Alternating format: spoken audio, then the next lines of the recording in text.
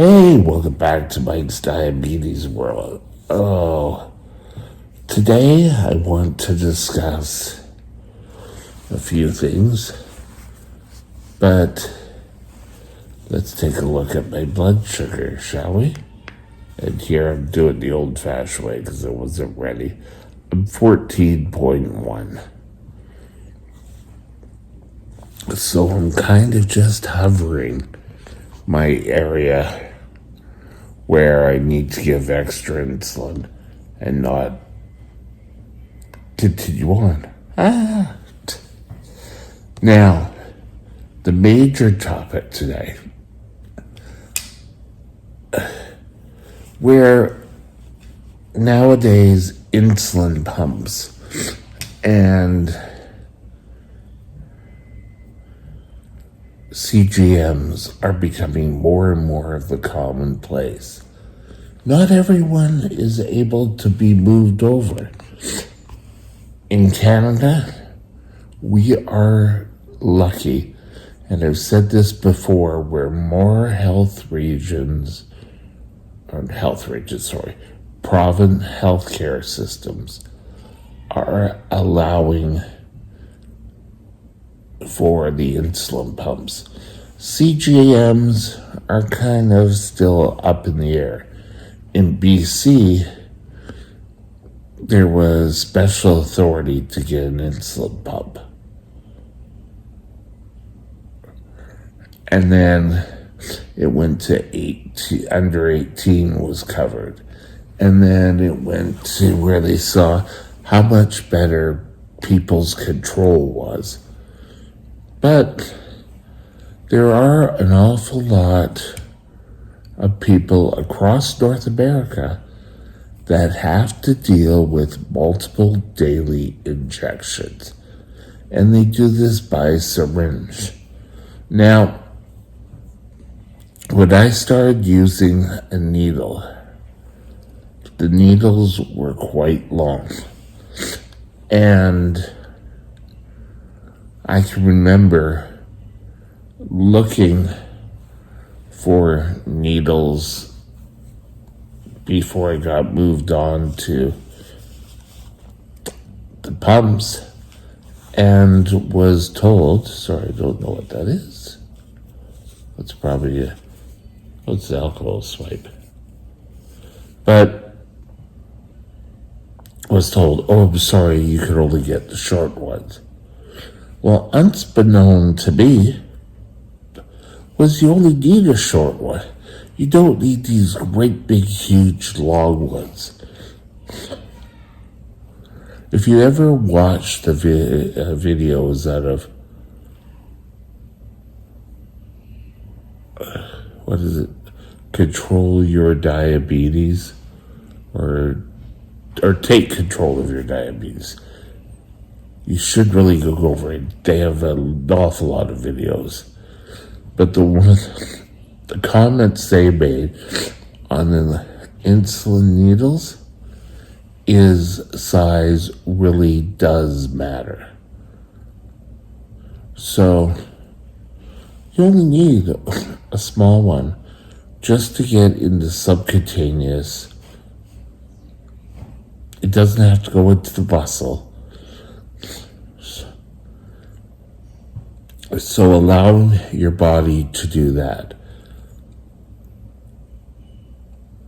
When I was first diagnosed with diabetes, I was put on one injection, and then it slowly moved to two. And you mixed your insulins into one syringe. And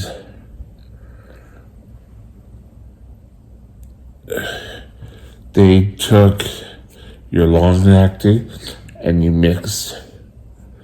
And nowadays, you can't mix. So if you have to take a long and a short-acting insulin, that's 2 shots. And then 1 for when you're bolusing the. So it can really add up. And who really wants to be doing glucose checks, insulin for long acting, insulin for short acting. In fact, I haven't heard too many examples of using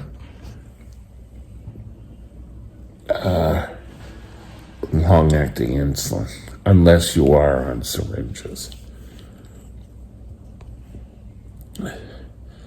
But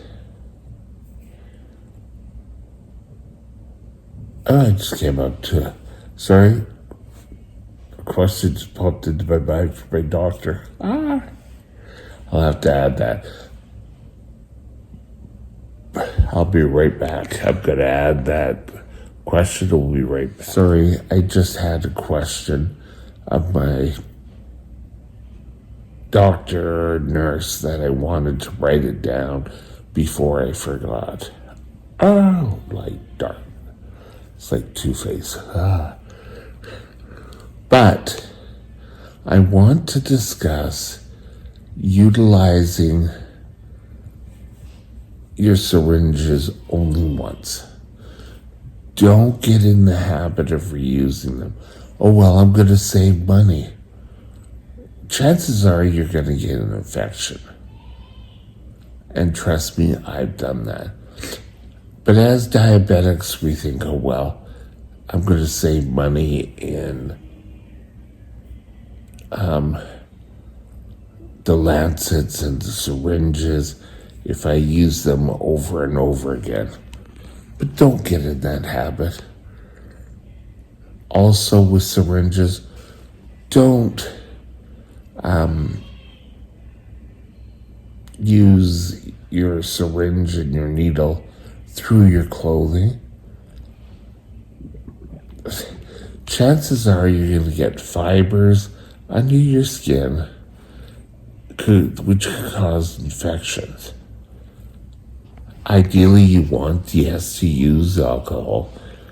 And I think alcohol use is the first thing. Secondary use on your syringes are the next. And people keep thinking that, oh, they're saving so much money. But nowadays, as I mentioned earlier, the cost of syringes and needles has dropped. You don't have to worry. And if you go on to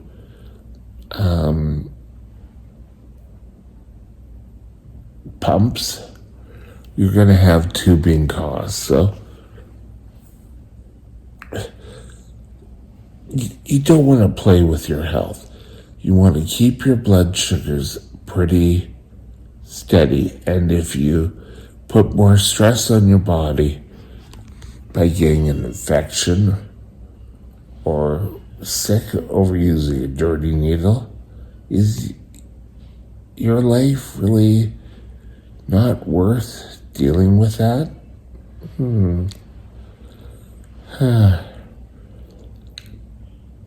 Think about it. Now, utilizing syringes, you should have a sharps container. And no matter what, you should always have a sharp container. If you don't have a sharps container, things are going to end up all over the place. When you throw things out, you're opening up garbage men, people working in your building, of getting stabbed with a needle. So don't.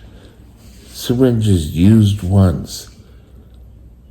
Nowadays, you don't mix unless your doctor has told you you can mix the two insulins. Because I could tell you a story along those lines.